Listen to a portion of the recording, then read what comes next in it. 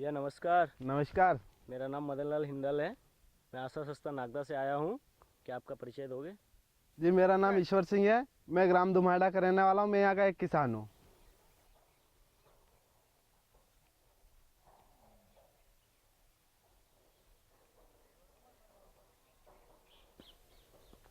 भैया आप ये आज इस खाली खेत में क्या करने जा रहे हो?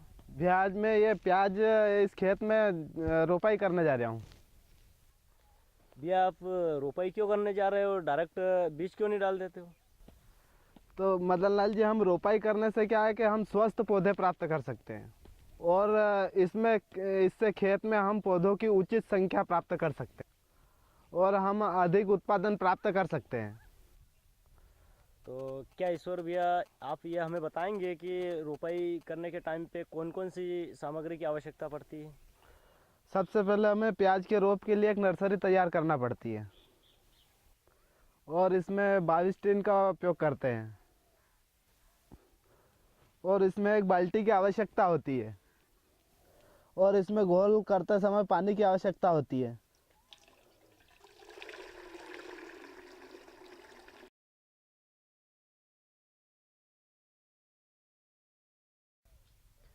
हाँ, तो ईश्वर सिंह भैया आप इन प्याज की रोपाई करके बताएंगे? हाँ मदन लाल जी, आपको ज़रूर बताएंगे हम प्याज की रोपाई करके। तो मदन लाल जी, हमें सबसे पहले तो ये देखना चाहिए कि प्याज की रोपाई करते समय प्याज का जो पौधा रहता है यह करीबन करीबन 2 महीने का हो जाना चाहिए और हम इन पौधों को धीरे धीरे सावधानी पूर्वक उखाड़ेंगे जो ताकि इनकी जड़ न टूट सके।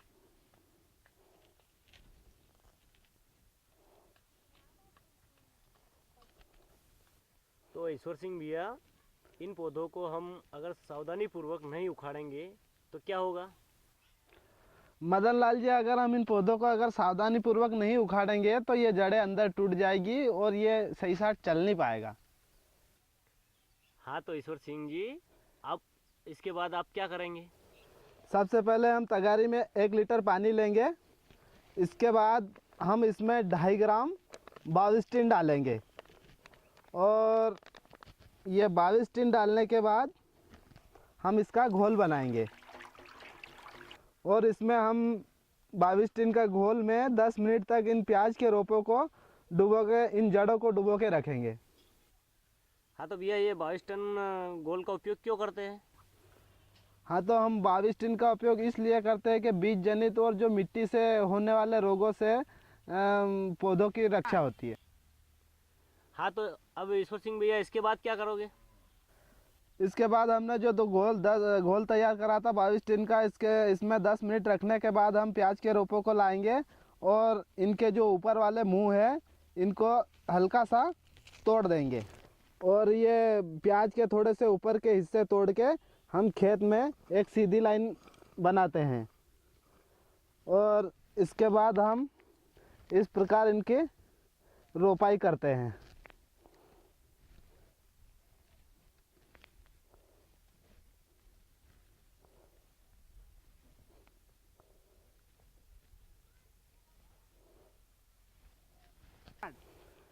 और इन पौधों को हम 10 से 15 सेंटीमीटर की दूरी पर रोपते हैं।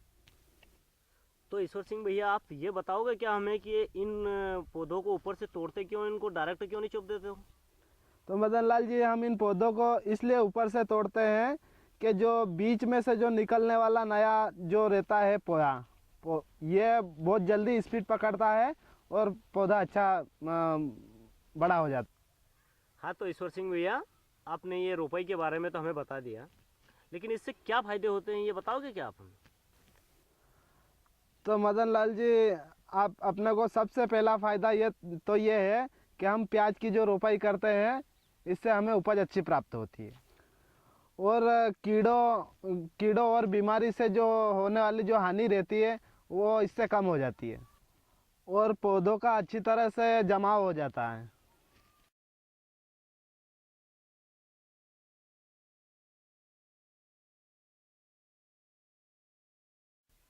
हाँ, तो ईश्वर सिंह भैया आप इन प्याज की रोपाई के मामले में दूसरे किसान भाइयों को क्या संदेश देना चाहते हो?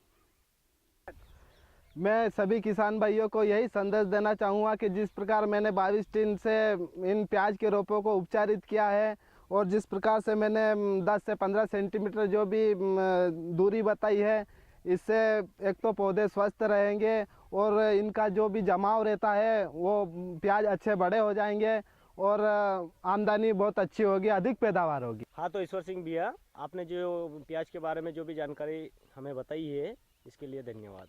आपको भी धन्यवाद।